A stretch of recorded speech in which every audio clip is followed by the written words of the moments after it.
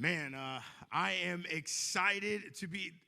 Every time the Browns call me and they're like, hey, come up and speak, it's like a day filled with joy in my house. Like, they're great friends of ours. You guys have just a great pastor. Give it up. Come on, give it up. Listen, I ain't gonna front with you guys. I try to recruit him in Chi Alpha. Listen, if y'all don't appreciate him, there's a place for you all. You know what I mean? Like, it was just you come across just incredible people and just hardworking, loves the Lord, and loves you guys. Like, we just countless hours on the phone, just talking doing life together, talking about his heart for this church, his heart for these people here, just incredible. And your lobby is looking legit. Oh my goodness, that looks so. I walked in, I was like, man, this is so nice. I'm like, man, y'all need to come to our Chi Alpha building. We need a little bit of work. And so just the hard work you guys put in. And it's so great to know that there's a church, not only that is working hard, but is making the best of their investment. You know what I mean? Not only you guys did it yourselves, you guys went for it. And not only did you guys do something great, but you got the best investment for it. And you guys have a pastor that's willing to grind it out, get out there, scrape some glue, be a part of it, and make it happen. So I love it. I love it out there. So that's great. Come on. So as Kevin was sharing, I am a missionary with Chi Alpha. And it sounds like a fraternity or a sorority, but it is not. It stands for Christ Ambassadors, and we believe that we're Christ Ambassadors to the university. And Chi Alpha is actually, there's around 300 Chi Alphas across the nation, and there's 200 all over the world.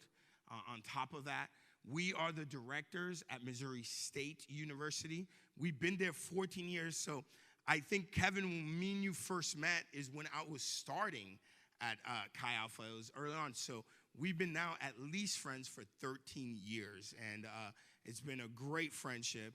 And so my wife and I have been at Missouri State Chi Alpha 14 years. I'm also the district Chi Alpha director. We oversee Chi Alphas all throughout the district. And we're seeing God move and do tremendous things. Even in the midst of COVID, throughout COVID, our Chi Alpha planted 2 other Chi Alphas.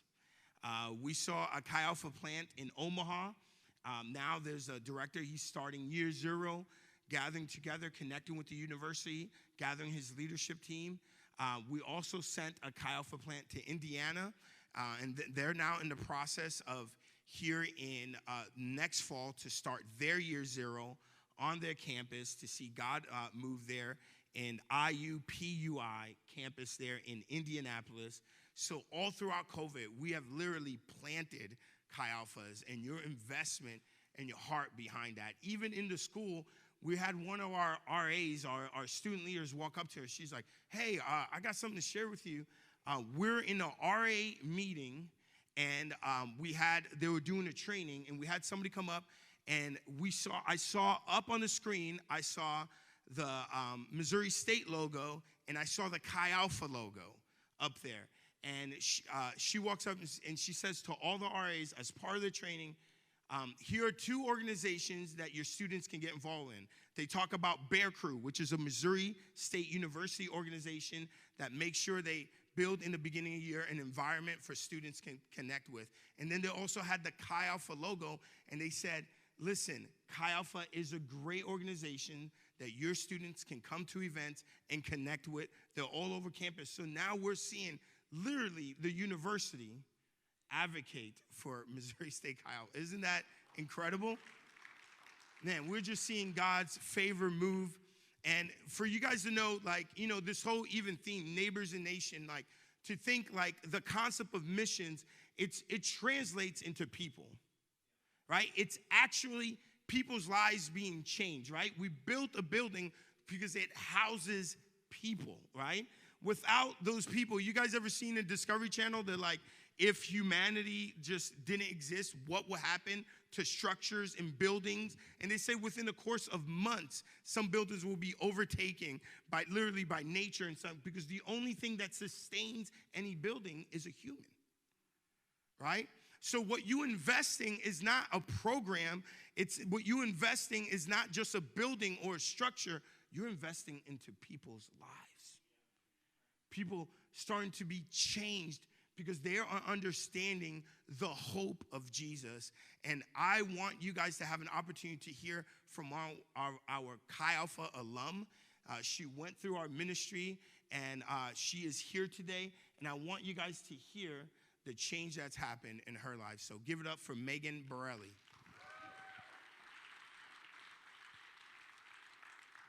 Thank you. As he said, my name is Megan, and I am an alumni from Missouri State Chi Alpha. I feel like I'm not a speaker, but this makes me feel official.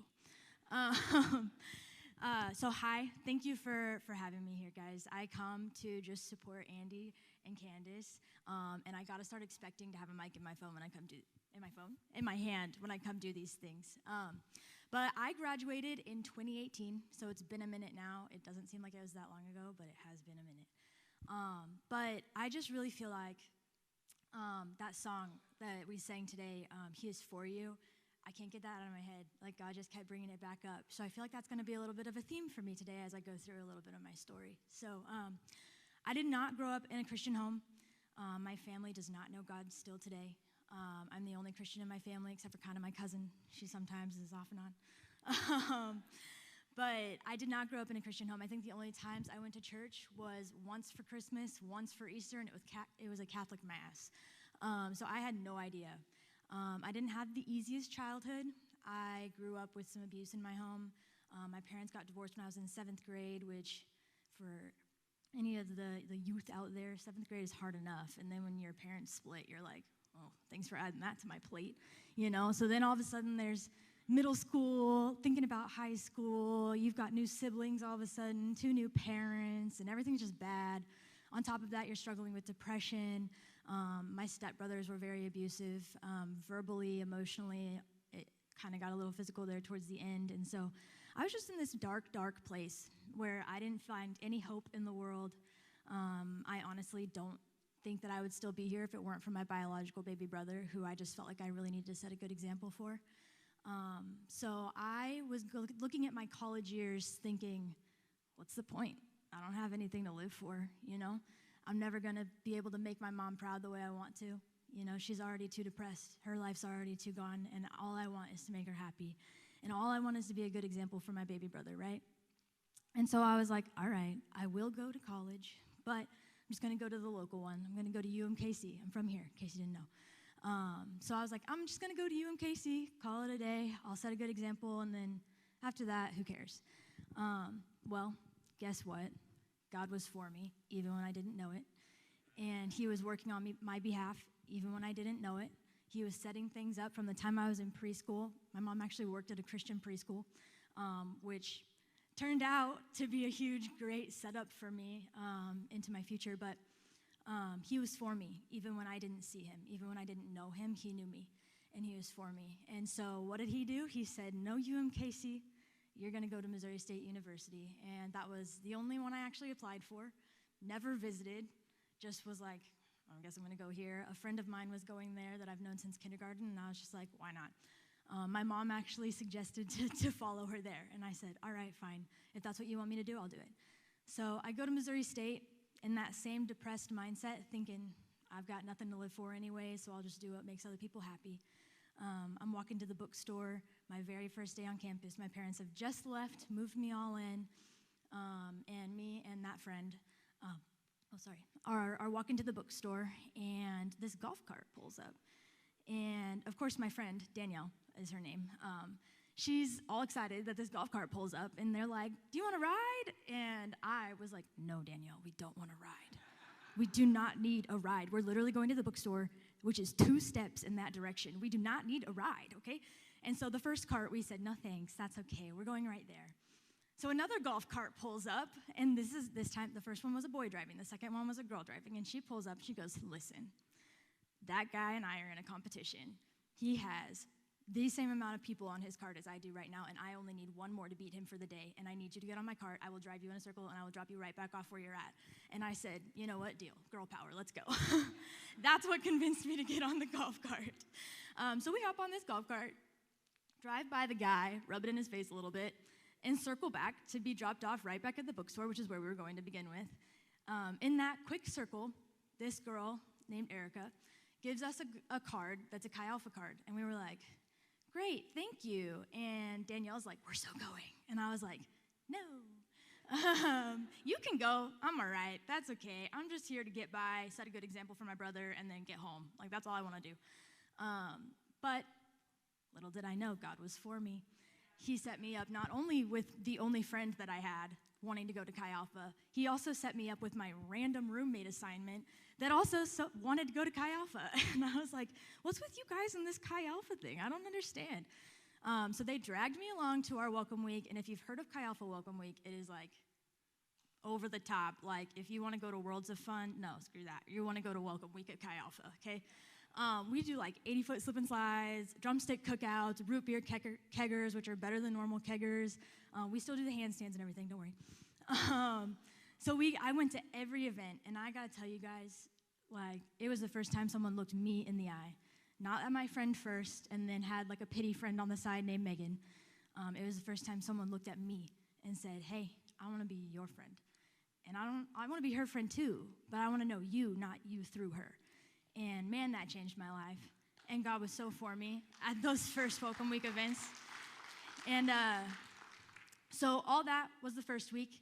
And then the very first Monday night service, I can't tell you exactly what Andy spoke about, but I can pretty much guarantee you it was his general welcome freshman speech, getting us all prepared for what we're about to experience. And it was the first time I can remember in years of my life that I sat there and sat back in my seat and relaxed my shoulders and felt like I didn't have to watch my back.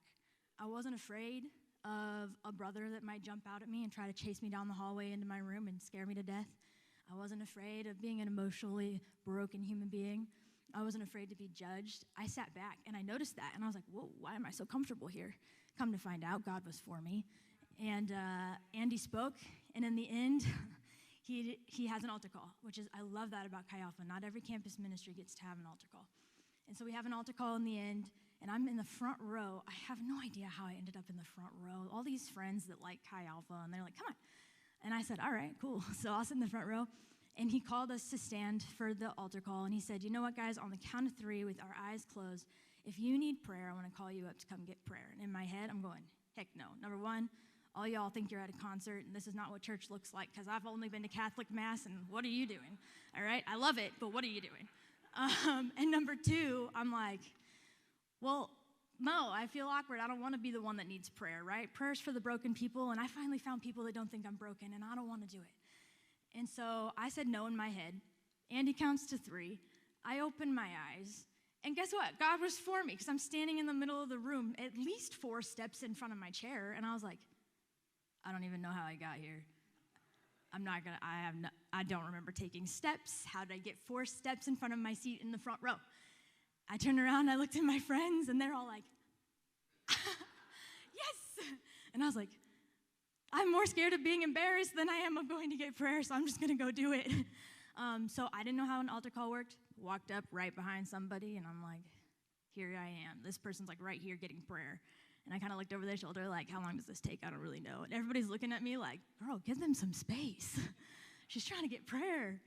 So this other girl walks up, taps me on the shoulder, and she's like, do you need prayer? And I was like, yeah. So we walked over into the corner, and she says, this is how you know I didn't know what I was doing, right? She says, how can I pray for you? And I said, well, I don't know. Isn't that your job? And she was like, fair enough. You're a freshman. And I was like, dang it. She knows I'm a freshman. But we prayed, and man, God was for me. Because I tell you, in that prayer was the moment I realized that there was something more.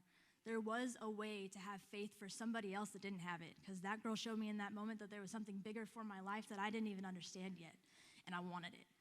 And so I'm not going to lie, I didn't have that big moment in church where I raised my hand, I went running to the altar, but I did have that moment in my bed, in my dorm room by myself in the middle of the night with my roommate sleeping by me. But I just realized a couple more services went by, and I was like, this is what I want. And I just found myself falling in love with God. And in the middle of the night, by myself in my bed, I just prayed the prayer, accepted Jesus. And then I don't think it was the next day before I was finding Andy and being like, how can I serve? Turns out Andy was the wrong person to find. I needed to find Christine. All right. She was the one that was going to plug me in and get me going. But I didn't give up. And I ended up getting to go on my first missions trip, which is where I got to pray out loud for the first time over people, serve with the intent of serving Christ for the first time. It changed my world. That was a Memphis Dream Center. That was my very first missions trip. After that, I came back and I was like, I don't care what I have to do. Like, I want to be over the top serving in this ministry because I want other Megans in this world to know that God is for them. And I want other people in my shoes to know that God is for them. Even if they don't know him, even if they don't have any hope for their future, God is for them right now. Not will be for them when they accept him, is for them right now. And so that started to fuel my entire life. Man, from there, I chose to continue to walk in this and just be obedient to anything that God put on my heart. And ended up, Chi Alpha has this kind of mantra of after college, you graduate and you give a year to a ministry and you pray about a lifetime and what ministry would look like. And I said, all right, I loved the Dream Center. I ended up getting to go on a couple more missions trips to other Dream Centers. And I said, I think I'm going to give a year to the Denver Dream Center. So I did that. 1 year turned into 3. And I lived in Denver for 3 years. And I actually just moved back to Kansas City like 2 months ago. So I've been in Denver for the last 3 years, serving there. And holy cow, guys, was God for me. I did things that I never thought I could do. I started my own programs. I was walking around in the projects like I owned the place. I was working with men in incarceration that were ginormous and bigger than me and killed women. And like, it was crazy. That sounds terrible, but like, man, did God work in their lives. And holy cow, are they the most loving men I have ever met today because God was for them. And my world was rocked for missions in Denver, and I know that I will end up back in full-time missions somehow, some way. But it kind of came full circle because God is for me. And I currently am working for my very first Chi Alpha mentor that picked me up on that golf cart. And she's very graciously offered me a position to be able to work for her while I'm transitioning and while I'm finding what I want to do and while I'm listening to God's voice and trying to figure out what's next for me. What does God have next? Because I don't want to miss his voice. And I know that he is for me, so I know that there's something next. And so I just feel so blessed to have Chi Alpha in my life because not only has it come full circle in that way, but what they've blessed me with is, and this is really what I feel like totally changed my life, is that they've given me a family to always come home to when I didn't feel like I had one to go home to, and gosh dang it, I'm gonna cry. But I can look at this guy and know that he's never gonna go anywhere.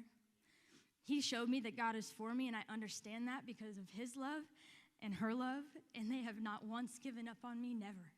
And they remind me all the time, and I know I've always got a home to come back to, and I know it's Chi Alpha. And that really propels me forward. I wouldn't know that without them, without their obedience to what they've been called to. I would never have known and never have seen that God was for me in those moments. I had no idea that God was for me. And you know what else I know because of them? They taught me to know that God is so powerful and so good and so loving. And I know that the things that I love, he loves, which means that I know that God is not only for me, but he's for them and everyone that they touch. He is for my family who has no idea who he is. He's for you. And I know that without a shadow of a doubt. And I just want to be able to tell you guys, like, man, thank you for supporting Chi Alpha because you're truly changing lives. It's because of your support, whether it be financially or in prayer, because, man, prayer, we need prayer. But I just want to thank you personally because I would not be who I am. I would not have the experiences that I've had. I would not know that my family is going to have those experiences too without your support. And you supporting these guys helps to change lives like mine, and I couldn't thank you more. And I would love to continue to talk. So if anybody has any questions, let me know, but I feel like I should, let this guy do his thing.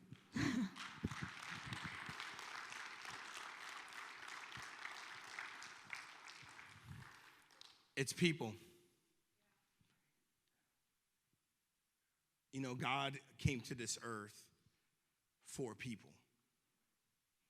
he came to this earth to die on a cross for people. And that is his heart. That is his absolute heart. Because, for us, you guys have ever been in situations where you're like outside of your comfort. Like you're doing something that does not fit what you do.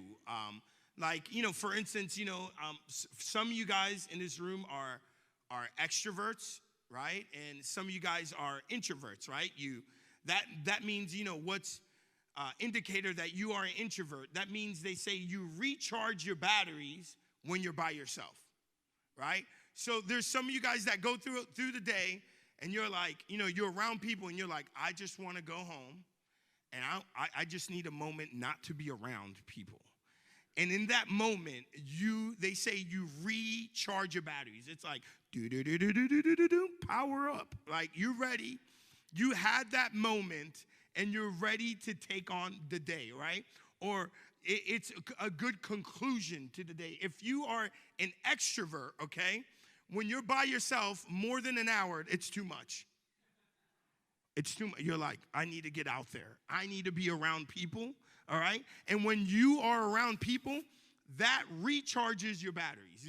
You're like, while you're around people, you get excited. You have more energy. If you're an introvert, when you're around people, it drains your energy, right? And that's it. And if you're an extrovert, I'm gonna let you know, I'm an extrovert, so I can speak for the extroverts, all right? Every time I've done like assessments, every time there's an extrovert category, it's like the bar is full. There's no more room, all right? I've used it all up. And an extrovert, when we meet introverts, we feel like we can fix you. Like we're like, listen, just like hang around me and like this is fun. Like being around people is fun. Like I can fix this, right? And like introverts look at extroverts and go, you're crazy. You just don't know it. You just really don't know that you are crazy, right? But like when you're outside of your comfort zone, like you feel that. Like when you've done stuff that is like outside. I remember one time there's this guy that I looked up to in the church, and he was doing something. He was doing like a singing program at another church, and they needed like some people to do some like acting parts and stuff. And I was into that when I was in high school. And he was like, hey, they need somebody to fill this part. Can you come and you help out? I was like, all right, cool. I'll go and I'll be a part of this. But I didn't know that like fulfilling that part will also require me singing, right? This wasn't told. Like it could have been something like, oh yeah, by the way, you need to sing, right? That would have been a quick like, no. Well, no. All right. If I'm here to bless people, it's not singing, okay? It is not. But I didn't know this, so when I went, they brung in like a voice instructor and was helping people. And there was like a part I had to jump in the choir and sing, and I come out the choir and I do my monologue. And I was like, is there any way I cannot be in the choir? Like, can I come out from the side? From this door? You guys have many doors at this church. I can come out any of those doors. I don't have to come from the choir. And they're like, no, we need you to sing. And I remember, I'm up there, I'm singing, and I'm like, I'm doing my best, right? But I know people around me can hear me, right? And I am throwing them off, right? They're like, like, and I am putting everything, and they pull me aside, and the voice instructor starts to work with me, and they're like, there you go. And they're like, go and you just practice that, and by next week you'll come back. I guarantee you'll be better. I'm like, are you, like, I just practiced this. I come back and I'll be better. And she was like, I guarantee you. I was like, okay. I remember sitting in the car with Prashad. This guy brought me. I was like, man, I don't know about the singing. He was like, hey, listen, man, just give it a try. I was like, just give it a try. You never know. This might be a gift you have. I'm like, all right, here we go, right? So I'm sitting in my house and I'm at it, dude. I'm rehearsing. I'm like, like I'm going for it. And then, I'm hanging out. I go and I usually stayed in my a couple of days a week. I stayed in my spiritual father's house with him and his family, the Wills, and they're literally my spiritual family. They like invest in my life, and I'm there, and I would crash at their house often, and I'm practicing. I'm practicing, and I remember their nephew. I hear him in the background, like he's in the living room. I think I'm in one of the rooms practicing. I see him walk by the hallway, like he's like, Grandma, I got a headache. It's like, well, why you have a headache? Andy's singing, I got a headache. I was like, what? And then I'm like, I pop out the hallway, and she's like, Andy, I love you. She's like, you cannot sing, and that is not your gift. You hear me? And I was like, she's like, you don't need to be singing in my house no more, okay? And I was like, all right. I remember I went back to the rehearsal. I still kind of practiced some. They pulled me aside. The voice instructor was there, and they go over the parts I rehearsed, and they looked right at me, and they're like, you know what? You can come off this side door right here. Like, that would actually work out really good. We were kind of thinking about it right now, and we just wanted, I think it would be much better. I was like, you know what? It's not, I was so out of my element. I was like, this does not work. I am not like, people come up to me, and like, even when I travel and speak, and they're like, hey, some places I go to, they're like, what songs you want? What songs? Listen, I hear songs. I don't know their name. I don't know the artist. It's like literally a Rolodex of like, here's an artist, here's the name of songs, and here's the actual song. And it's like, I'm like, I think it's this. You know what I mean? I think this aligns. You know what I mean? I don't know anything. This is how I answer. I was like, well, let's do songs you know. That's a good start. And then pick out of the songs you know. All right? Like, because like it's not my, it is not within my gifting. It is not within my ability. But it's crazy because like, you walk, and especially like in Christian communities, or even like in life or at work, and especially now with like, social media, and everybody's life is out there in a snapshot, in a great moment. And, we see people that are successful in this areas, and we see people who do well, like in this area. And you see people, you watch the, home, like the HD home network, and you see men who are so excited to do jobs around their house. Who are these men? They're excited to knock down walls, and they're like, oh, we're going to take this on. I can't wait to do it, honey. Let's go. You know what I mean? And I'm like, I want to punch you in your face if I ever meet you. Like, they're like, and you see that, and you're always like comparing and everything. And we know this concept of like where do we fit in that? Like, what is the things that I can't do and I can do? And how does that fit in God's kingdom? Because we know one thing, we are created in God's image. But what does that mean, right? It says it in Scripture in Genesis 1:27. It says, so God created mankind in his own image. In his image, in the image of God, he created them. Male and female, he created them. In his own, does it mean like we look like him? Is it a physical image? Well, I feel like that's limited, right? Because I don't think God embodies something physical. In sense, the reason I don't even think that, because he creates the physical.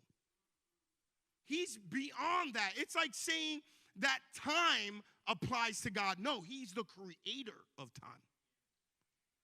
Right? So it's not a physical image. In fact, some of the pictures of Jesus, I'm like, I don't know about that picture, man. I don't know, man. He just, he could have done his hair a little better. I'm just saying, it's a little messy. Like, I'm saying, I know he was about healing people, but man, you couldn't get a brush? Like, come on now. right? Like literally, we are bearer of God's image. It says in Scripture. That means that when we walk through life, as we care for people, as we love for people, we are expressing the image of God. Right? It's not something that is physical, right? It's not something, it is something that we live out. As we live out for God, we are the bearer of his image. So that means that moment that you felt loved from someone, and it was a pure love, and it was a godly love, that's an image. The time where you served somebody, not because out of self-gain, but you served somebody truly because you love them, or you truly because you want to be like Jesus for them, and that moment you bared the image of God. You lived that out in that moment. You see, because there's one thing that we have to understand, that God has created you to fulfill his mission. God has created you to fulfill his mission. That means, like, when you were born, there was a purpose, and that's to fulfill his mission to love others, his mission to care for others, his mission to let people know who he is. In Ephesians 2:10, it says, "For we are God's handiwork, created in Christ Jesus to do good works, which God has prepared in advance for us to do." You are God's handiwork. He's created you to do good things. He's created you to love others. He's created you to care for others. That's what he's created you for. I have perfect evidence of that. To think about it, you exist today. The very evidence that you exist, the very evidence that you can sit in that pew right now is evidence that at one point in your life, somebody loved and cared for you. There is no way as an infant that you could have fended for yourself. There's no way as an infant that you could have took care of yourself. Somebody, rather in most cases a mother or a father, a mother and father, or in other cases maybe a guardian of some sort, had to nurture you to the point that you can fend for yourself. There is no way that you could exist. In fact, we see problems in our society because people are lacking that love. There's programs. We have invested millions and billions of dollars because to try to figure out how we can nurture and care for somebody in that phase of their life. And we met so much failures because of that. Because into our DNA, into our very existence, there is somebody that has to nurture and love you. You see, even when he was calling out the Israelites from Egypt, the whole purpose of it is for them to proclaim who Jesus was, who God is. It says in Exodus 9:1, it says, Then the Lord said to Moses, "Go to Pharaoh and say to him, 'This is the Lord, the God of the Hebrews, says, let my people go so that they may worship me.'" Let my people go so they may worship me. Set them free to worship me. Let them live free so they can know who I am. And even later on in verse 16, Exodus 9:16, "But I have raised you up for this very purpose, that I might show you my power, and that my name might be proclaimed in all of the earth. You see, even into our history of Christianity, the purpose of the Exodus was for people to worship Jesus and for his name, for God's name to be proclaimed. You see,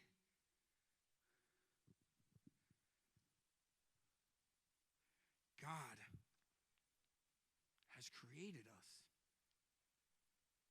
to fulfill his mission. You see, if you think about it, right? Jesus had 12 disciples. 12 disciples, 12 humans, right? There were humans. He didn't have like 12 angels. Now think about it. He could have had angels. But, you don't hear stories about Jesus and his 12 angels, which would have had a little impact. You know what I mean? Like, hey, what's up? I'm rolling with 12 angels. Okay. I don't think we'll crucify you today. We'll try tomorrow. We're going to pass on that. Right? He didn't have like 12 tigers. Like, he didn't roll with animals, all right? He wasn't like, the fifth member of Captain Planet Heart. You know what I mean?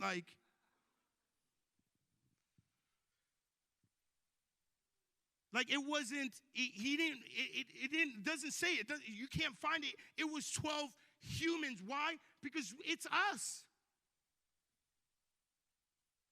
Like even the Great Commission flowed from that 12. Go out to all the world and proclaim and make disciples, baptizing them in the name of the Father, the Son, and the Holy Spirit. Listen, God's created us to fulfill his mission. And here's the deal. You will find fulfillment in God's mission. You will find fulfillment in God's mission. Philippians 2:13 says, "For it is God who works in you to will and to act in order to fulfill his good purpose." Even early on in Philippians 1:6, it says, "Being confident in this, that he who began a good work in you will carry it on to completion until the day of Jesus Christ."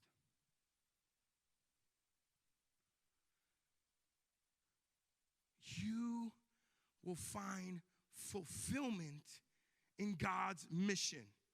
You will find fulfillment in his mission, in his purpose for your life.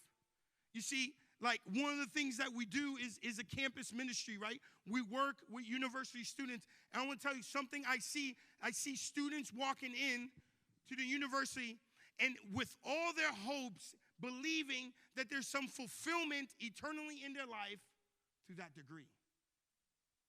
And although that degree is a great tool, listen, it's not fulfillment in it.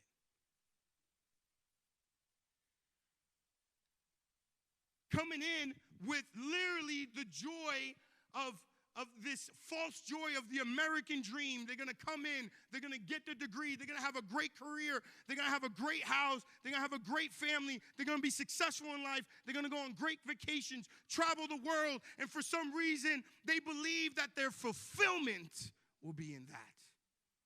I want to let you know something, church, here. Listen, you will not find fulfillment for your soul in the American dream. My family immigrated from Dominican Republic here to America. We're so thankful for it, to find a better life. But I want to let you know something. That fulfillment is not in the American dream. It's in God's mission. It's in the very essence that God has created you for. God has created you to fulfill his mission, and you will find fulfillment in that mission, in that purpose, and living that out in your life and walking in that. You will find fulfillment in your life. Because like, having you face something, having you contribute, having you invested in something that goes nowhere, having you had that moment in your life where you're like, well, that was a waste of time. This went nowhere. I did all this effort for nothing. I worked so hard and it went nowhere. Come on, if you're there with me, doesn't that just feel so empty? Listen, you want to see me go dark mentally, is to work towards something that leads nowhere. Oh man, I have to deep prayer. I'm like, Lord, I am right now, I need help through this. But there's people at the end of their life realizing everything they achieved and worked for, there's no fulfillment. But if you think about it, the things of God's kingdom is eternal. That's bigger than the stock market. And that's bigger than the house you bought. That's bigger than the empire you created, whether it be a business, whether it be a consultant, whether it be your career. That's bigger than any degree you can get. You will find fulfillment in God's mission. You see, because there's one thing we have to understand. You are at your best when you are aligned with God's mission. We are at our best when we align our lives with God's mission. When we live our lives with God's mission. And you're like, Andy, what do you look like? Do you want me to sell everything I have and move to another country? No, listen, here's this beauty about God's mission and purpose to your life. It's pliable, it's flexible. It's not a stiff, it's not a fragile purpose and mission. It moves, it can flow through you everywhere you have. Like we can see in times when Paul was living out his mission, they threw him in jail. And you know what he did? Lived out that mission. The whole jail cell, people were getting saved. People were getting transformed there. It crashed down the place. The guards accepted Jesus. The people knew who Jesus was. Why? Because Jesus' mission and purpose for our life is not fragile. It's not brittle. And for a lot of us, we want it to be fragile. Why? Because we can keep it at a distance. We can make God's mission deeply more about us choosing the right thing. Listen, God's mission is not so much about you choosing the right thing, although that can affect it, but really it's about you having the right heart.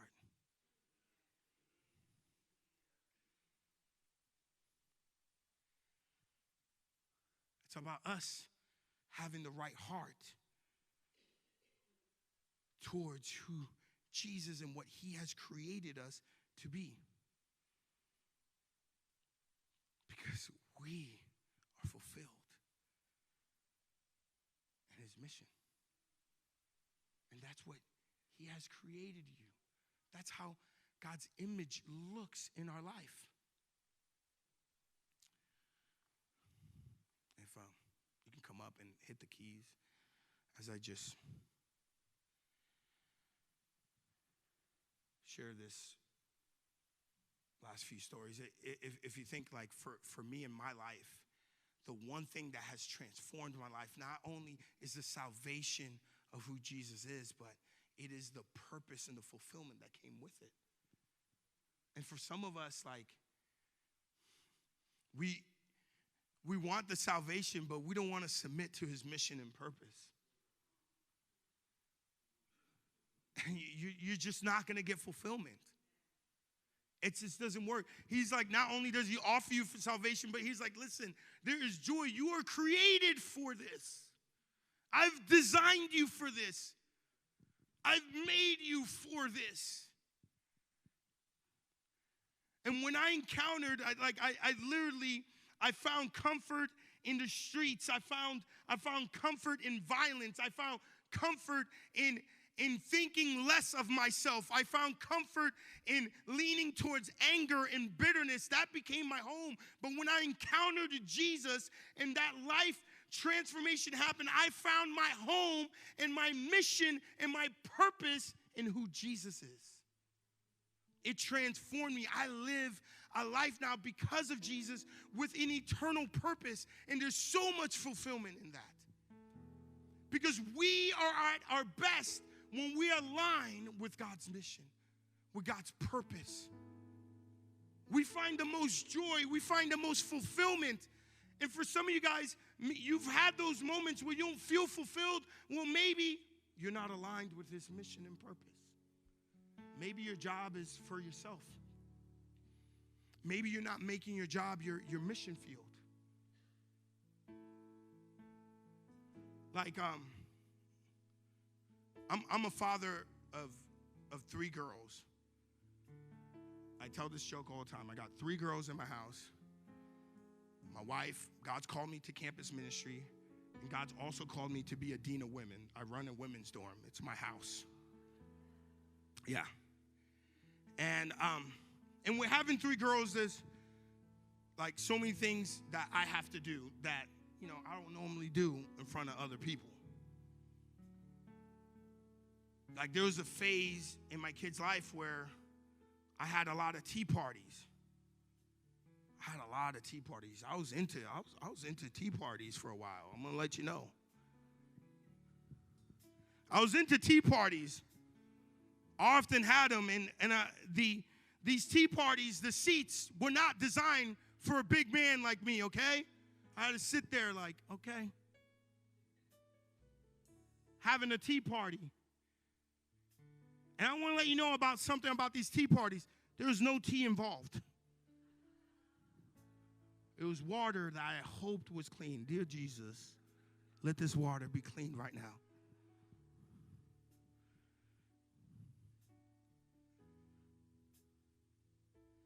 And there's a phase often, once a week, twice a week, your boy had tea parties. And I had them with pure joy.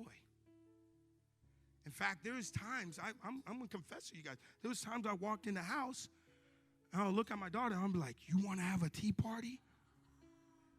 Let's go. There's no like, oh, but we don't have no tea bags. No, not needed.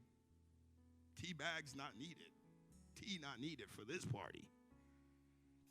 And I would sit there and have a tea party. And if you think about it, like, that's like I don't hang out with my bros. When me and Kevin go out and hang out, and we're like, bro, we're having a guy's night out. He's like, what we're going to do? I will never pop up and be like, bro, let's have a tea party, my dude. Let's go. Bro, let's go. Let's get this tea party going. Let's all. I was thinking we can watch the Chiefs game and have a tea party. Let's go. Like, I'm not doing that. In fact, if one of my homies came up to me and was like, yo, bro, I was thinking of having a tea party, I'll be like, yo, step away right now. Like, I never heard that. I love you. I respect you. I'm going to pretend I never heard that. We're just going to keep going. We're going to bro hug it out, and we're just going to keep going.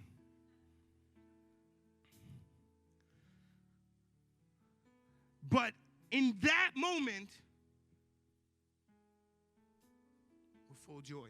In fact, this was a lot with my oldest. With my other ones, I was like, oh, man. I wouldn't mind having a tea party with them. But if you think about it, right? Why do I find fulfillment in that? Why am I willing to do that? Why do I step into my house and I talk about tea parties? Why? Because I understand my purpose and my mission. I am their dad.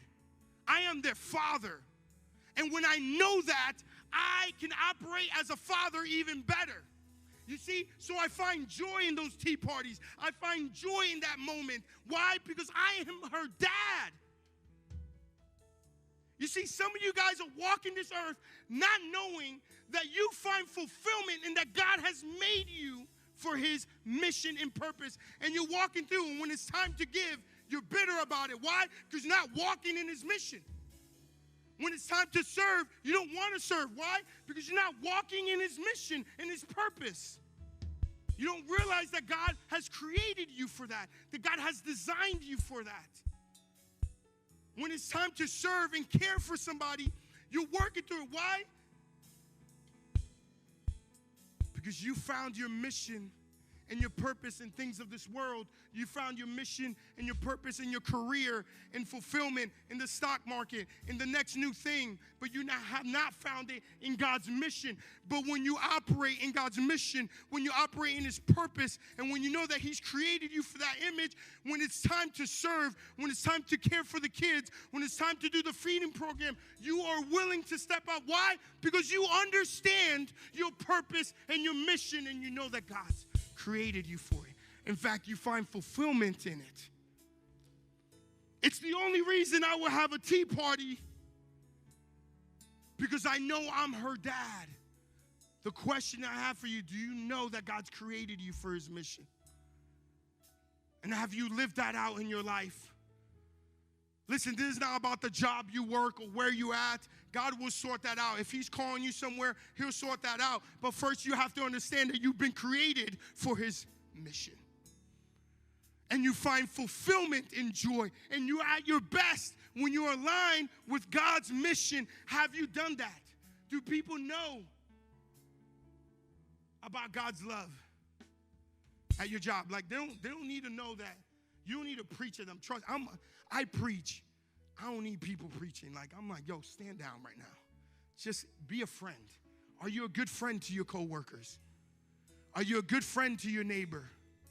Have you invited them to things? Have you invited them over your house? Have you offered to help? Have you been a part of missions here in this church? Have you been a part of serving? Do you help out with something here in this church? And if you today, you're like, Andy, I don't want to help out now. I don't even know where I'm at with Jesus. I want to let you know that in your life, maybe you're struggling and you find hopelessness in so many things in this world. I want to let you know that God has created you for a greater purpose. And if you give your life over to him, you will truly find that fulfillment and that purpose for your life. Because we're created in his image. We're created for God's mission. We're created to fulfill God's mission. We find fulfillment in his mission. And this church, we're at our best when we're aligning our life with his mission. Let's worship him. Amen. Put your hands together this morning for Melissa Brown. That worked. All right, take a seat. We got a couple of things for you this morning, and then we will be out of here really quickly. Now, normally there's a really cool video that will play, but I thought it would be better to have you instead and me. I don't know about that. But we just wanted to make sure that you are aware of some things that we have going on here at church. The very first one is happening this Saturday. Yes. I don't know what you have planned for this Saturday. I hope that part of it includes spending a number of hours here on the property over here in the parking lot, because it is our annual block party. That's right. And I don't know about you, but I'm like super, super excited about it because number of reasons. We get to spend time together, and we get to serve together and be together. We get to invest in our community. We get to spend time with kids. We get to pour into people in our neighborhood just by offering them somewhere that's fun and safe and exciting, and give them free food and give them free candy. Yep. And some of these people, most of these people will have never walked in the doors of this building. Yeah. Never, not one time.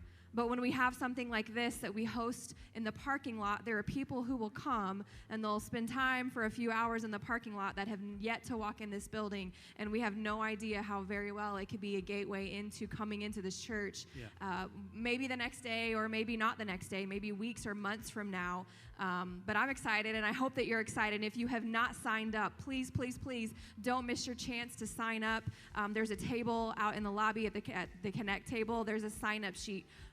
Write your name, write your phone number, so we have a way to connect with you this week, and then you're just going to circle one of the options of where you can serve. There is something for every single person to do. Every single person. We have food. We're going to have inflatables. We're going to have trunks for a trunk or treat. There's something that everyone could do. So please sign up, and please continue to bring candy. You can drop it off throughout the week. You can bring it on Saturday when you show up. It's never too late to bring more candy because we always need more candy. That's right. We found that out last year. And if there's any left, then when we're cleaning up, we can just eat the rest of it. So there's never too much. So please bring candy. Deal. And make sure that you sign up at the Connect table. That's right. Also, this week's reading plan, if you use the YouVersion Bible app, you'll want to search for the Balancing Faith and Works by Dr. Tony Evans. I know faith and works are these things that we see in James, where James is like, you got to have both of these. And we know that we're not saved by good works, but even how Andy was talking today, like good works are a part of our life, and it shows what God is doing, and God has good works planned for us. So finding the balance of those are very important. And so join with a couple of your friends, send them an invite. I know we read it with a few different people, but we'll figure out together how these two things work together. We'll read the devotion. You'll get to share your thoughts each day, but join us as we jump into Balancing Faith and Works. That is our weekly Bible reading plan. Yes, and if you are at this church, whether you're here in the building or watching online, if you've been here before, whether this is your first time today or you've been a handful of times or a couple of months and you've never come to a welcome party, we want to invite you to our welcome party. Our very next welcome party you'll see is November the 7th. These welcome parties happen once a month right after church. You don't have to plan lunch. You can stay here. We will feed you. We'll talk for about 20 minutes or so, let you know a little bit more about the church, let you know about our hearts for this church and for this community and how you can be involved in that and how you can be a part of that. And so if you have never been to a welcome party, please sign up. We would love to get to spend some time with you at our welcome party. It is November the 7th, so make sure that you sign up, or you can text the word party to 816-323-4455 and sign up for that. We would love to have you at our welcome party. It's just right down the hall here in the chapel on November the 7th. Yeah, I enjoy the welcome parties. The food is He's always great. He's going to talk about strawberry cake.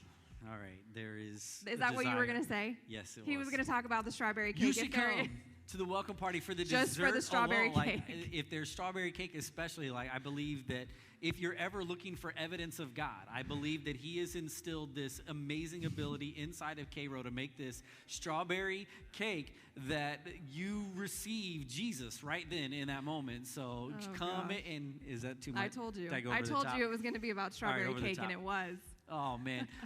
If you have middle school or high school students in your home, if you are a middle school or high school student, we want you to know that November 19th and the 20th. Yes, November 19th and 20th. Thank you. Youth Convention is happening. It is in Springfield, Missouri. It is going to be an incredible 24 hours. When we were youth pastors, like this was one of the greatest times we could spend with our kids. A great God-filled 24-hour experience. There will be fun. There will be games. There will be time of worship and response. It is an incredible time. We have seen students' lives change every single time we go to convention. So parents, you want your students there. Students, you want to be there. I mean, parents, I can put it this way, like you get 24 hours kind of freedom, right? You don't have to worry about what's going on because you are free from your students. Not that that's, something that we all desire at times, but if it is, like, I'm giving you this incredible gift. It is happening the 19th and 20th of November. You want to see Pastor Alex to get your information and also your form to fill out and get registered and sign up. It is happening. It's going to be a great, great experience. I know Alexa will be going. She's already pumped about being at Youth Convention. It's going to be great. We've given you a lot of information in a short time and lots of dates and lots of details and things. And so if there's anything that you feel like you've missed or you want to catch up on or whatever, everything that we talk about as far as events and things like that, you can find when you connect with us on social media. So if you have Instagram or Facebook or any of those things, then you can follow us at New Vision Grandview and you can find all the details for these things. You can send us a direct message if you have questions about any of them. So if you don't already do that, make sure that you do that. And then the very last thing is just we want to welcome you. If this is your first time here, we are so extremely thrilled and honored that you would choose to be here with us. Again, whether it's in the building or if you're online with us today, if this is your first time, we don't want to miss you. What I mean by that is it's easy to walk in and to walk out and like, you know, we're friendly and someone said hi to you or shook your hand on your way in, but we want to take it one step further and would love for you to do that by stopping by the Connect table in the back. You'll see there's some brown gift bags. We want to give you one. We have a free gift for you. We want to meet you. We want to know your name, a little bit more about you. So please, if you're here in the building, please do that. If you're online, then you can text the word guest to 816-354-1019. There's also a QR code on the seat back in front of you. But we just want to say thank you. We want to welcome you here. Excited for you to come back and get to connect with you. So thanks for being here. Make sure you stop in the back and get your gift. So I'm Kevin, this is Melissa, and these have been your New Vision announcements. Yes.